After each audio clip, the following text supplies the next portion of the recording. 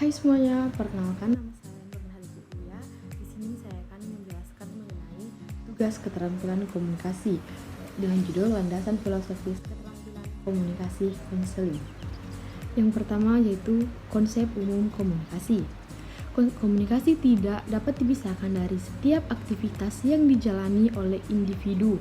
Eksistensinya jauh menembus ruang dan waktu untuk tujuan yang sangat bervariasi dan menyentuh segala aspek kehidupan manusia. Nah, para ahli menyebutkan lebih dari 80% alokasi waktu individu dalam setiap hari dilakukan dengan berkomunikasi. Nah, artinya komunikasi merupakan salah satu kebutuhan dasar individu yang diperolehnya melalui interaksi dalam lingkungan sosialnya.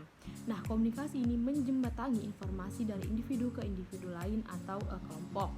Nah, secara etimologi, perkataan komunikasi berasal dari bahasa Latin yaitu communication yang berarti berpartisipasi atau memberitahukan. Sambroni 2009. Nah, komunikasi berarti penyampaian pesan oleh komunikator kepada komunikan. Effendi 2003. Dan berdasarkan definisi yang dikemukakan ini dapat dijelaskan bahwa komunikasi ini sangat berkaitan dengan penyampaian sesuatu berupa pesan atau pandangan dalam rangka mencari kesamaan pandangan. Selanjutnya yang kedua ada Dictionary of Behavioral Science yang menyajikan 6 pengertian komunikasi. Yang pertama yaitu penyampaian perubahan energi dari satu tempat ke tempat yang lain dalam sistem saraf atau penyampaian gelombang-gelombang suara. Yang kedua yaitu penyampaian atau penerimaan sinyal atau pesan oleh organisme. Yang ketiga itu ada pesan yang disampaikan. Yang keempat itu ada proses yang dilakukan satu sistem untuk mempengaruhi sistem yang lain melalui pengaturan sinyal-sinyal yang disampaikan. Selanjutnya yaitu ada pengaruh suatu wilayah personal pada wilayah personal yang lain sehingga perubahan dalam satu wilayah menimbulkan perubahan yang berkaitan dengan wilayah lain tersebut. Dan yang ketujuh itu ada pesan klien kepada pemberi terapi dan psikiaternya. Selanjutnya ada dasar filsafat komunikasi. Nah, setiap ilmu pengetahuan memiliki kajian filsafatnya sendiri.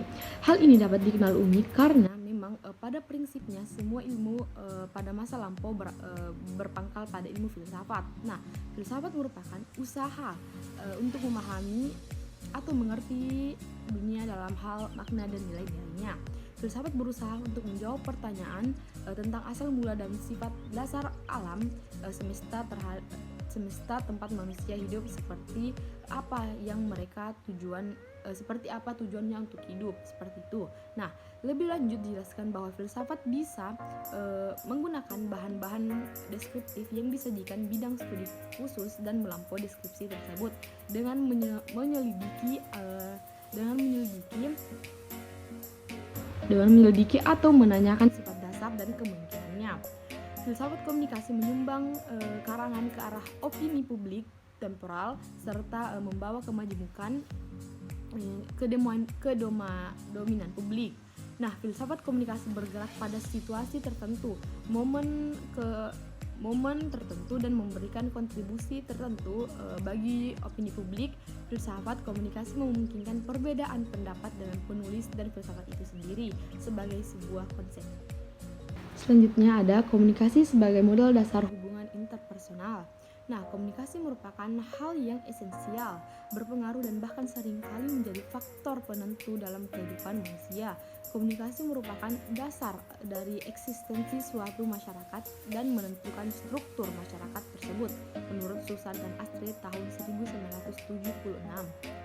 Nah, komunikasi merupakan mekanisme ataupun alat dalam pengoperan rangsang dalam masyarakat. Dengan mekanisme komunikasi, individu dapat memberitahukan dan menyebarkan apa yang disarankan dan apa yang diinginkan terhadap individu lain. Nah, tujuan komunikasi interpersonal tersebut yaitu untuk yang pertama ada proses belajar, ada membangun hubungan, mempengaruhi, bermain, dan menolong. Melalui komunikasi, individu dapat memberikan upaya-upaya yang menenangkan, menghibur, memberi saran, dan mempertimbangkan serta pandangan terhadap orang lain yang memerlukan.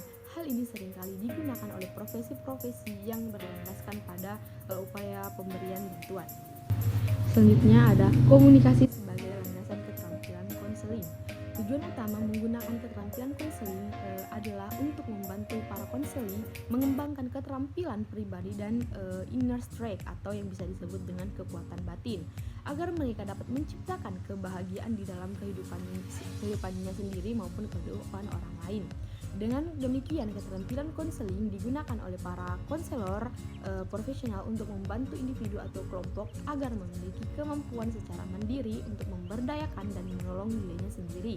Hal ini secara langsung berkaitan dengan tujuan akhir proses konseling.